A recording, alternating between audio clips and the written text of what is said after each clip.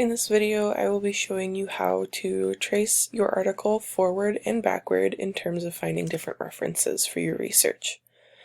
So here in the library site guide, it will show you how to find different sources that are located on the database within your article that were cited by the article, and then references that cite your current article.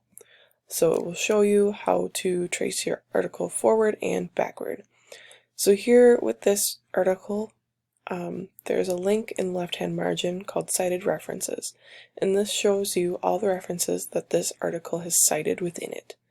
When you click on it, it'll bring you to a page that will show you all the different references that you can search within PsycInfo, and some of them are already linked.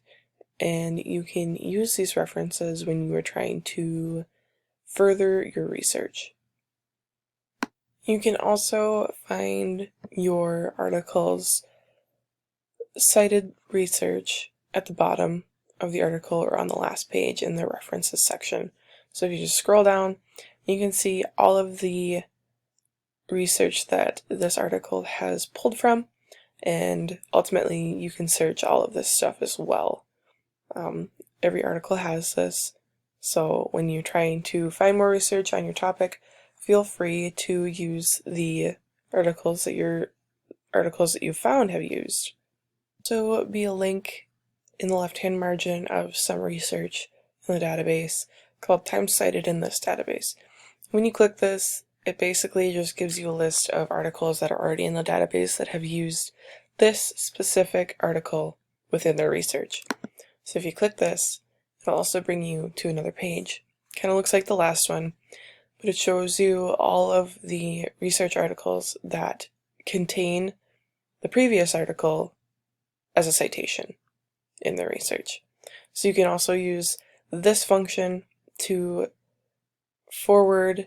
trace your article forward and to see what research has been done since your previous article. In this left-hand margin, there is the POMX metrics function.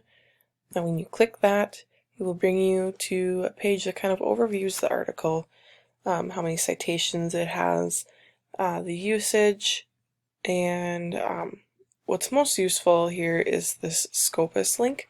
So when you click on this, it will bring you to a website that shows you basically the same thing that EBSCOhost shows you. It's the number of documents that have cited the previous article. Sometimes this function here, time cited in the database, is not available because the article is too new in the database. So this POMX metrics and Scopus function are useful in tracing your research forward as well.